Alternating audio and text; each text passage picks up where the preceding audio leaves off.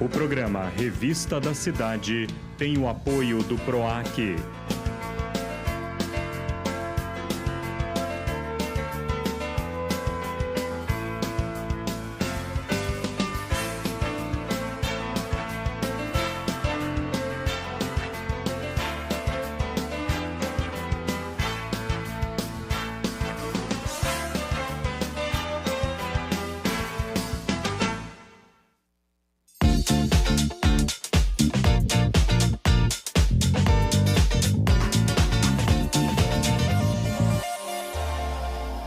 Olá, está começando mais um Revista da Cidade. E hoje no Revista da Cidade vamos falar sobre um tema cada vez mais importante no nosso dia a dia, que é a cibersegurança.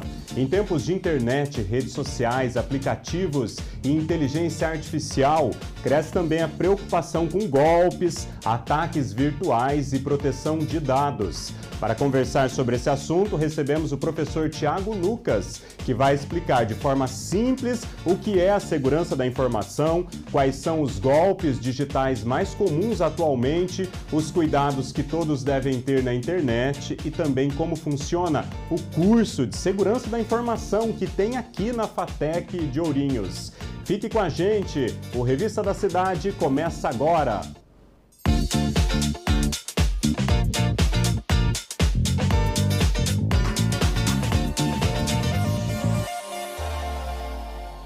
Muito bem, minha gente, estamos ao vivo na televisão agora e nas redes sociais aqui da TVC Ourinhos. Você pode acompanhar a gente nas nossas redes sociais, facebook.com/TVC Ourinhos, está tendo transmissão ao vivo lá agora. Também no youtube.com/TVC Ourinhos tem a transmissão ao vivo e lá fica salvo para você ver e rever quando e onde você quiser, tá bom? E daqui a pouquinho no Instagram também, @TVC Ourinhos, a gente vai repercutir as fotos dos bastidores dessa entrevista. Você pode assistir a programação da TVC Ourinhos também, em tempo real, a programação linear, lá no site www.tvcourinhos.com.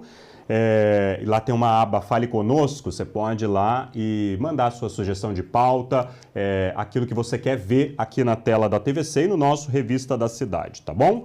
O Revista da Cidade ele é realizado com apoio da Política Nacional Aldir Blanc de Fomento à Cultura, que é o PNAB, do Programa de Ação Cultural PROAC, da Secretaria da Cultura, Economia e Indústria Criativa do Governo do Estado de São Paulo, do Ministério da Cultura e do Governo Federal. Pois muito bem, minha gente, vamos para mais um assunto na área de tecnologia. O assunto é muito interessante. Faz muito tempo que eu estou querendo fazer uma entrevista dessa e hoje eu estou recebendo aqui o professor Thiago Lucas, que é professor lá da FATEC também, professor da Unesp, né? Thiago, seja muito bem-vindo.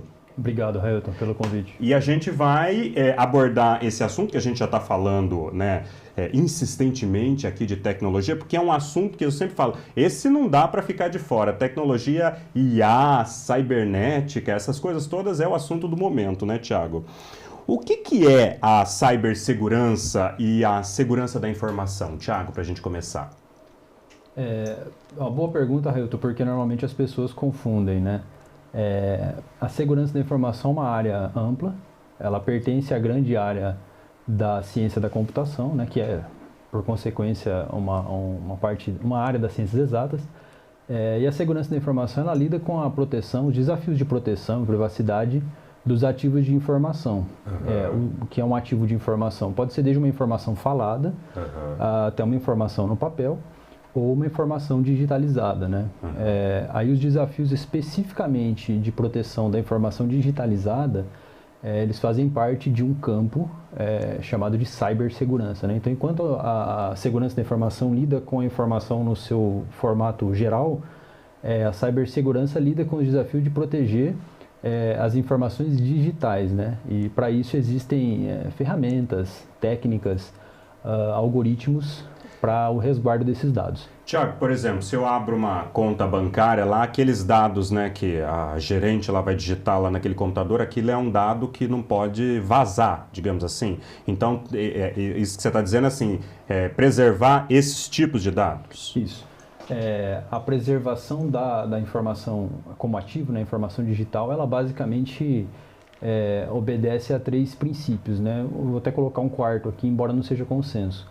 O primeiro é o princípio da confidencialidade, ou seja, aquela informação, seja uma foto, um vídeo, uma informação bancária como você trouxe, ela é confidencial somente se ela for acessível por quem de direito, né?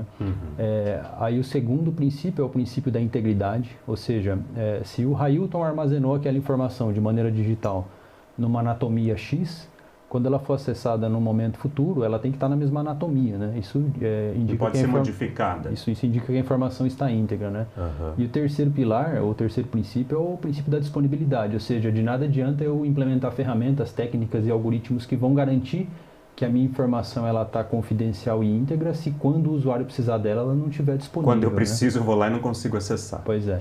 E tem um quarto princípio, que embora não seja consenso, ele é bastante interessante, que é o não repúdio, né? O não repúdio, ele basicamente diz respeito a, bom, o Railton fez determinado ato num sistema informatizado e esse ato, porventura, foi criminoso.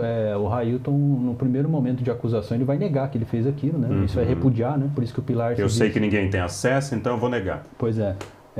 Mas existem ferramentas e técnicas para que o profissional da cibersegurança ele consiga garantir o não repúdio, ou seja, bom, o Railton pode negar, mas aqui eu tenho registros que atestam que de fato ele cometeu esse ato eventualmente criminoso, né? Entendi. E como que está o Brasil nesse cenário todo, assim? Como é que tá? O cenário no Brasil é bastante caótico, né?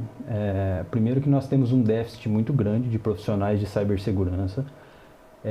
No ano passado, o Brasil, existe uma entidade do Comitê Gestor da Internet no Brasil que cuida disso, que registrou cerca de 500 mil incidentes, né? Então, foram 500 mil ataques registrados.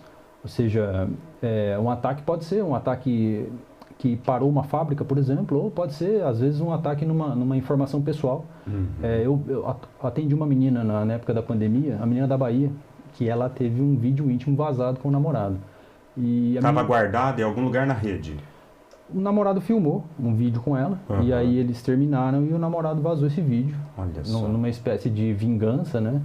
E o nosso contato foi por uma rede social chamada LinkedIn. LinkedIn. Ela pediu uma ajuda para você. Pois é, e depois de 3 semanas o perfil dela apareceu como in memoriam, ou seja, gente, ela se matou. Então, assim, um incidente de segurança da informação pode ser uma situação digital, simples, ou às vezes pode ser uma informação pessoal que vai causar danos, às vezes irreparáveis para uma pessoa, né?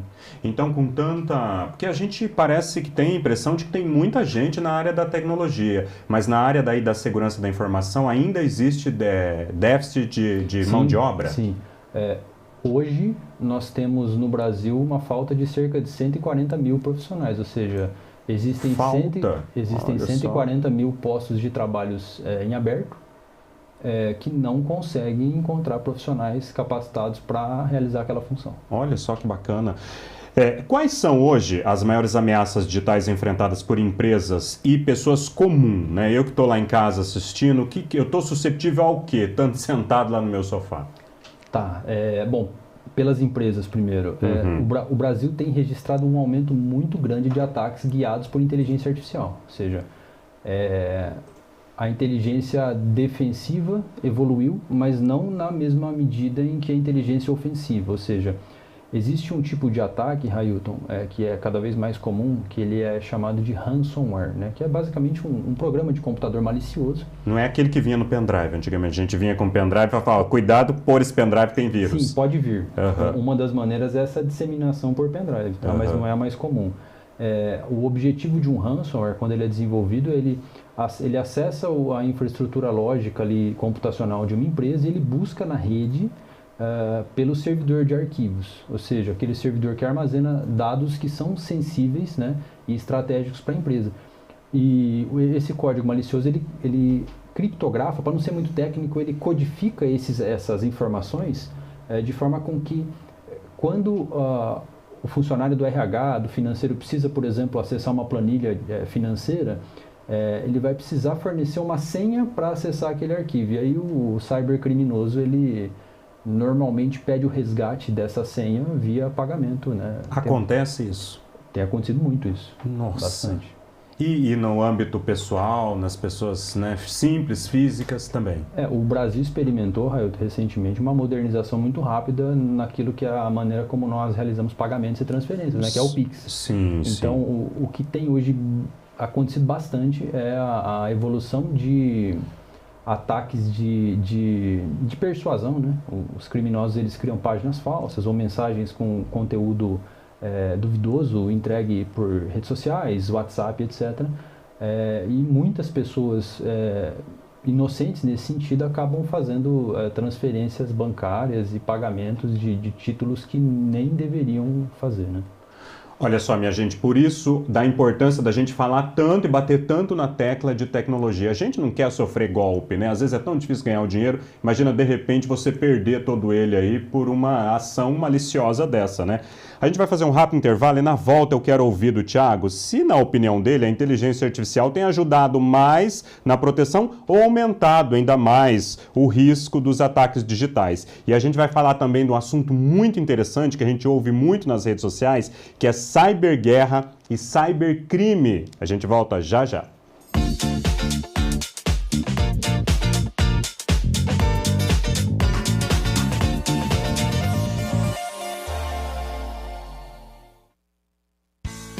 O programa Revista da Cidade tem o apoio do PROAC.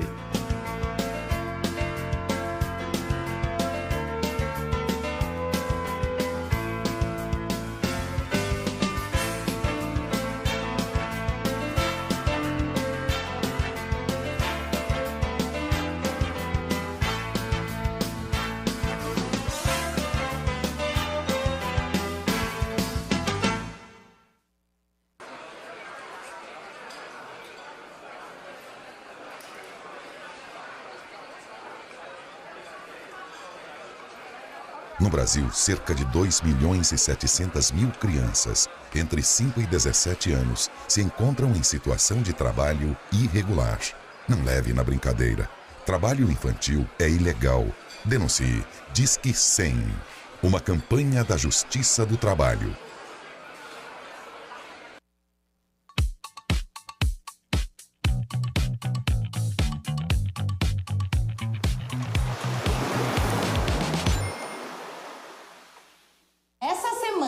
Nós temos uma atividade diferente. Vocês terão que inventar uma história. Pode ser um filme?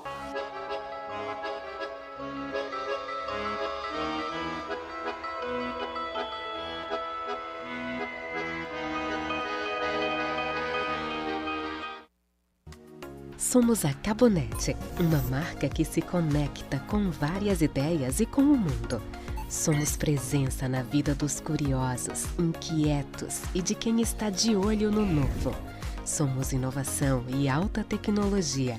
Somos a facilidade na palma da mão. Em mais de 30 cidades, somos a internet que pulsa e gera negócios em um mundo cada vez mais conectado, que respira entretenimento, diversão e informação. Nosso legado inspira confiança. Afinal, somos a Cabonet, a internet de todos.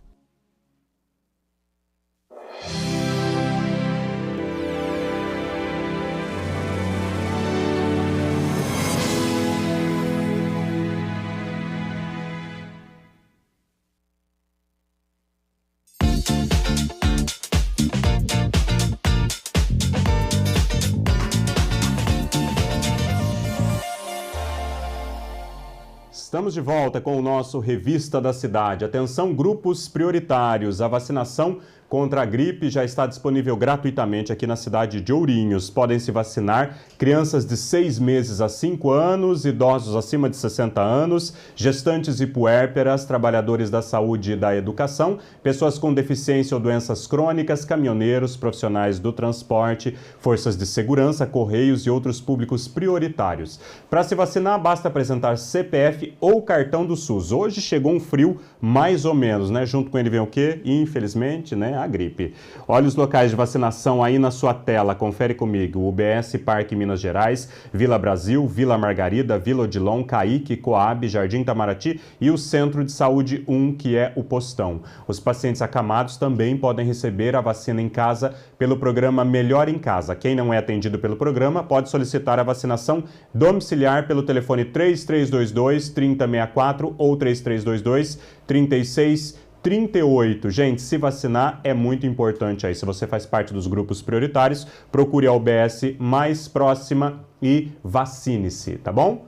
Vamos voltar para o nosso papo aqui. Antes da gente fazer o nosso intervalo para tomar uma aguinha, eu deixei a pergunta aí para o nosso convidado, né, o Thiago. Se a inteligência artificial, na sua opinião, Thiago, está ajudando mais na proteção ou está aumentando aí os ataques digitais? Bom, a percepção que a gente tem, Railton, é que a IA, ela, embora tenha benefícios na defensiva e na ofensiva, para o pessoal de casa entender, a gente divide a cibersegurança em duas grandes frentes, que é o time da defesa e o time do ataque, né? Então, o ataque não necessariamente é criminoso, né? Às vezes ele é necessário. Sim, faz parte, inclusive, do aprendizado para a defensiva, né?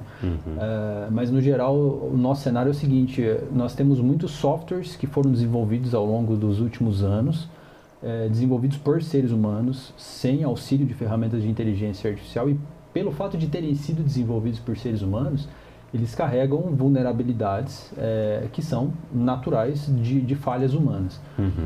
E o que nós encontramos hoje na nossa área são ferramentas de IA que estão analisando essas vulnerabilidades e encontrando muitas. Então, a força de trabalho que a gente encontra, estatisticamente até, isso já é de conhecimento de quem é da área, naquilo que é exploração de vulnerabilidade ainda é maior do que aquilo que é o desenvolvimento de técnicas de defesa, embora exista um trabalho muito interessante, por exemplo, no treinamento de sistemas de detecção de ataques, etc. Mas, no geral, a IA tem colaborado um pouco mais para a ofensiva do que para a defensiva hoje. Olha só, que legal. Thiago, um assunto que a gente tem visto também muito aí nas redes sociais, né, nos telejornais, no noticiário que aparece muito aí, uma palavra que não era tão comum, é a tal da cyberguerra, né? Se antes a guerra era entre as pessoas, agora, o que é essa história de cyberguerra? Bom, a cyberguerra é um tipo de cybercrime, né, onde os atacantes, eles visam danos que são danos mais pesados do ponto de vista de soberania nacional, né? E isso é bastante triste. Um exemplo mais recente que nós tivemos foi uma série de ataques da Rússia à Ucrânia, onde, por exemplo, o sistema de distribuição de energia, ele é todo informatizado. Então, os atacantes, eles miravam os mecanismos de distribuição de energia elétrica para os hospitais. Então, eles interrompiam esses mecanismos.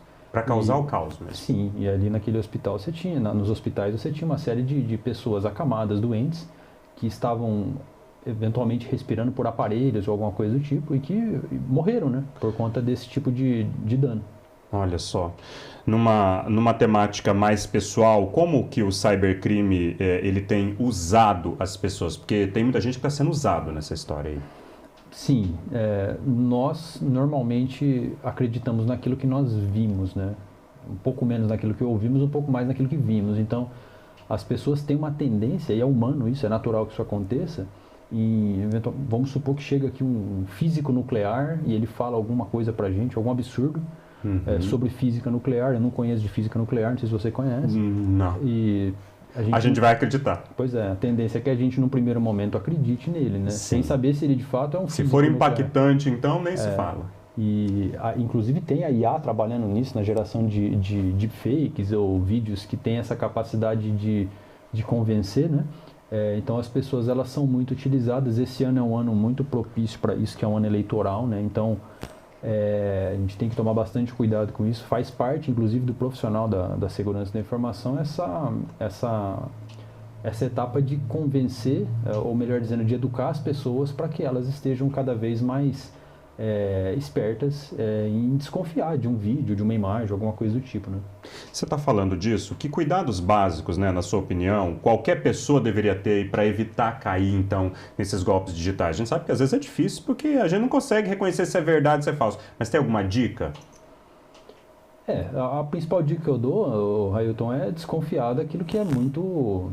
daquela mensagem que é muito boa, né? Ou seja, você vai fazer um investimento e você vai ter ganhos muito acima do que o mercado costuma pagar, ou você precisa fazer uma transferência aqui para conseguir determinado benefício, aquele negócio de pagar antes de ter o benefício, né? No geral, as pessoas mais simples, digo, as pessoas que têm menos acesso à informação, elas são mais suscetíveis a cair nesse tipo de pegadinha, de armadilha, né? Então, é um campo bastante lucrativo, né? A gente tem um campo na internet que é Deep Web, que é uma série é uma infraestrutura de realização de cyberataques. Tem muita coisa pesada, aliás, nisso, como, por exemplo, pedofilia, né? E, no geral, a principal dica para as pessoas é essa. É muito difícil, dependendo do conteúdo que você vê, mas desconfiar de promessas muito milagrosas, né? Eu vi, né, apareceu recentemente muitos sites vendendo, por exemplo, televisores abaixo do preço, mas muito abaixo. Então, assim, por exemplo, R$600 um televisor de 50 polegadas. E é de uma loja conhecida, né? Só que se você vai analisar um pouquinho mais o link, tem uma informaçãozinha a mais. Então, acho que também, né, Thiago, se o milagre é demais, o santo desconfia, já dizia o ditado popular, né? Então, não tem milagre. Cuidado, porque às vezes a gente aperta o botão ali e não sabe que a gente está abrindo o nosso computador, nosso celular, para uma coisa que pode acarretar em tudo isso que você disse, né? A gente vai fazer um rápido intervalo agora e na volta a gente vai falar do curso de segurança da informação. Isso mesmo, de tudo isso que o Thiago está falando aí, tem um curso, né? Deve ser muito bacana estudar tudo isso, muito complicado, mas muito bacana, né? A gente vai fazer um rápido intervalo e na volta a gente vai saber de todos os detalhes. A gente volta já já.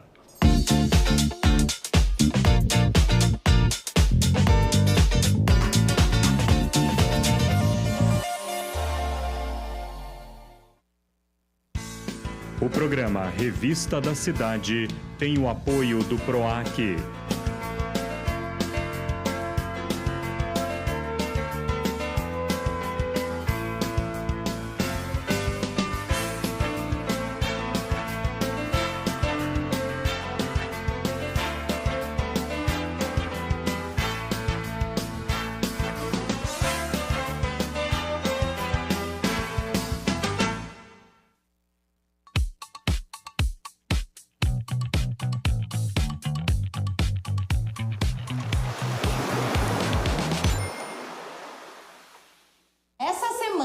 Nós temos uma atividade diferente. Vocês terão que inventar uma história. Pode ser um filme?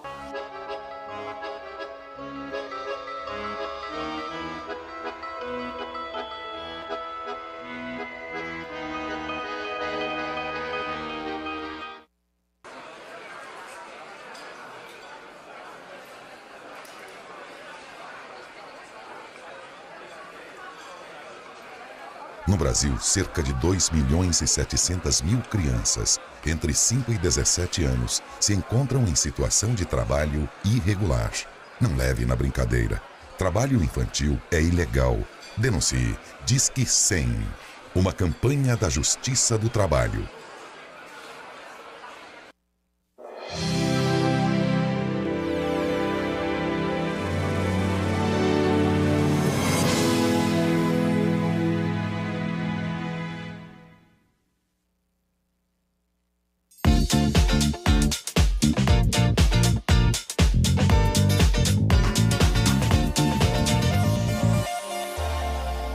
Estamos de volta com o nosso Revista da Cidade, hoje falando aí com o professor Thiago Lucas sobre cibersegurança, falamos sobre cyberguerra, cybercrime, quanta coisa, né, gente? Crime, guerra, evolui e vai até para os meios tecnológicos e é bacana a gente ficar por dentro dessas coisas todas, né? Principalmente pra gente não cair em golpe, porque o golpe tá aí a toda hora, a todo momento batendo na nossa porta. E eu tava conversando com o Thiago antes do intervalo que existe um curso, né?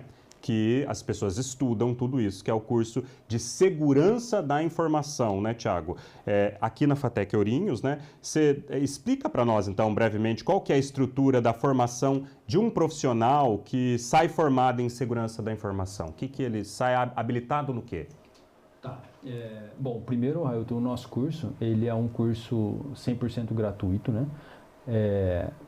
A primeira oferta de vestibular do curso de Segurança da Informação da FATEC, que é um curso de formação superior, foi em 2007. Eu falo porque eu prestei esse vestibular, eu sou da primeira turma do curso, né?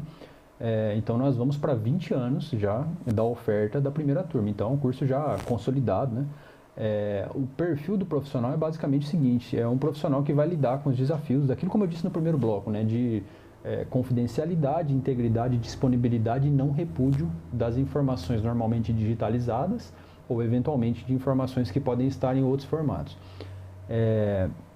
O profissional de segurança da informação, ele hoje é um menino, uma menina ali que tem um conhecimento muito bom na área de redes de computadores, que é a maneira como as máquinas se comunicam. Vai estudar rede, então. Isso, redes de computadores, sistemas operacionais, que é aquela parte de código, de software que faz com que a máquina funcione. Banco de dados, também é uma linha de formação bastante interessante. E desenvolvimento de sistemas, né? Um profissional que ele sai habilitado a desenvolver sistemas, um programador basicamente. Tudo isso, óbvio, vai ser feito no computador. Eu preciso ter o meu computador para estudar na FATEC. A FATEC disponibiliza laboratórios. Como é que funciona isso? Nós temos uma boa infraestrutura, né? A FATEC existe há 35 anos. Então, nós temos lá cerca de 10 laboratórios de informática. É bastante comum que os alunos usem os seus computadores também, utilizando a rede sem fio, porque às vezes o aluno ele quer depois utilizar aquela mesma ideia para estudar em casa, né? Mas existe uma infraestrutura na FATEC, sim. Se eu sou um aluno que talvez não tenha um computador, não é por isso que eu não vou. Eu posso ir que dá para dar um jeito. Não, nós temos muitos alunos que chegam ali sem ter condição financeira nenhuma para ter um computador. Às vezes nós temos alunos que não têm smartphone, né? E, assim, graças ao esforço deles, eles acabam conseguindo com o tempo ter um acesso a um retorno financeiro, né? Mas isso não é um impeditivo, não impede. Entendi. E quando o aluno sai de lá, como é que está o mercado de trabalho, né? Você já disse no começo que tem uma defasagem, mas estão conseguindo um emprego? Sim, depois da pandemia, Railton, a gente tem observado uma explosão naquilo que são os trabalhos em home office, né? Então, quando eu me formei em segurança, se quisesse trabalhar numa multinacional, por exemplo, você tinha que ir embora. Você tinha que ir para São Paulo, Curitiba, Florianópolis, Rio de Janeiro, você tinha que ir embora. Hoje nós temos ex-alunos, na realidade eu tenho até alunos que nem se formaram ainda, que hoje trabalham para empresas de capitais, né? Uhum. Ou seja, empresas que pagam o salário de São Paulo, morando aqui em Ourinhos, morando em Chavantes, em Santa Cruz do Rio Pardo, na região, né? Nós temos muitos alunos também do norte do Paraná, então isso é uma mudança que a gente observou depois da pandemia. Né? Você disse que nem se formaram ainda por causa da demanda, o pessoal às vezes nem se formou e já consegue trabalho. Tem muitos alunos que já estão trabalhando na área durante o curso. Não adianta, né, Thiago? A tecnologia, todas as áreas da tecnologia é o futuro, está aí permeado em todas as áreas, não tem como a gente fugir, né? Quais habilidades técnicas aí, né, comportamentais, são mais importantes para quem deseja atuar na área, né? Estou lá assistindo e penso assim, o que será que eu tenho aqui que eu sei, eu me daria bem nisso aí? No geral, Railton, o profissional da computação, né, ele é um profissional que ele tem uma aptidão maior para ciências exatas. Porém, a área de segurança da informação é bastante interessante porque nós temos áreas de atuação com um perfil um pouco mais de humanas, né? Como gestão de segurança da informação, elaboração de política de segurança da informação. Então é um campo que acaba sendo bastante abrangente e acolhendo diversos perfis de pessoas. Olha só que legal, porque hoje em dia também toda empresa preza por um funcionário que sabe fazer uma análise de conflito, né? Está ali ligado na humanas, não tem jeito, né? O curso da FATEC Ourinhos possui projeto prático, né? Laboratório que você já disse, ou alguma outra atividade que aproxima esse aluno do mercado? Sim, nós temos 80% da nossa grade prática. Nós temos o Hackerspace, que hoje é mantido pelo professor Thiago Martins, e diversas iniciativas que tentam aproximar os alunos do mercado de trabalho. Inclusive, no próximo domingo, a gente está levando aí pouco mais de 40 alunos para uma conferência grande em São Paulo. Então, existem várias iniciativas, sim. Olha só que legal. E as inscrições estão abertas? Sim, na realidade, a FATEC tem outros cursos também, né? Uhum. Agronegócio, análise e desenvolvimento de sistemas, ciências de dados, jogos digitais, gestão empresarial. E nós estamos, no curso de segurança da informação especificamente, oferecendo nesse momento 80 vagas gratuitas, 100% gratuitas. Existe uma pequena taxa para a realização do vestibular, porque por sermos uma instituição pública, uma empresa vem de fora aplicar o vestibular. Uhum. Mas até o próximo dia 1º, pelo website vestibular.fatec.sp.gov.br, as pessoas podem se inscrever e no nosso website também, que é Perdão, vocês já estão vendo na tela. Não, você está falando, mas está aparecendo aí na tela. Então, essas informações da tela, basicamente... Mas pode dizer, Thiago, tem o WhatsApp, né, 33029808, também se ficar com alguma dúvida, né, vestibular.fatec.sp.gov.br e aquele e-mail, esse e-mail que você está vendo aí também pode ser para tirar dúvida, né? O e-mail do vestibular, eu ia passar o website da FATEC para justamente o pessoal achar o WhatsApp. Mas esse WhatsApp aí, se alguém tiver alguma dúvida com relação a algum curso, é só mandar uma mensagem para a gente. A inscrição lá no website. Sim, perfeito. Hoje em dia, gente, na era da tecnologia, você faz tudo pela internet. Na minha época, estava comentando com alguém, você ia no correio, aí comprava o manual, preenchia, já largava preenchida aquela parte ali, o correio encaminhava. Na sua entrevista de sexta com o Alex, vocês comentaram isso. Então, olha só, você acredita? Então, tudo evolui, né, gente? Então, por isso que a gente fala tanto de tecnologia, a gente tem que estar por dentro, senão a gente vai ficando obsoleto, né? Vamos ficando para trás. Tiago, mais alguma informação que a gente não deu e é importante? Importante as pessoas aproveitarem a oportunidade de estudar de forma gratuita numa faculdade que é reconhecida e vai colaborar com o seu futuro profissional, né? Sem dúvida, Railton. Obrigado pela disponibilidade, pelo horário aí para a gente poder trazer informações do nosso curso e da área de cibersegurança. Eu que agradeço e já fica um convite, quando você tiver um aluno com alguma coisa na prática de tudo isso que você falou e quiser vir junto com ele mostrar alguma coisa funcionando, a gente adora ver essas coisas assim diferentes e que ajuda a gente, principalmente, a não cair em golpes. Tiago, muito obrigado pela sua presença. Obrigado, Railton. Muito obrigado a você também que nos acompanhou até agora. Lembrando que a semana está só começando e na quarta-feira eu vou receber o pessoal do Centro do Professorado Paulista que vem para falar aí das reivindicações dos professores aqui do estado de São Paulo. Vai ser um papo bem gostoso, muito interessante e eu garanto que você vai gostar. A gente volta então na quarta em edição inédita às 3 horas. Até lá, tchau, tchau.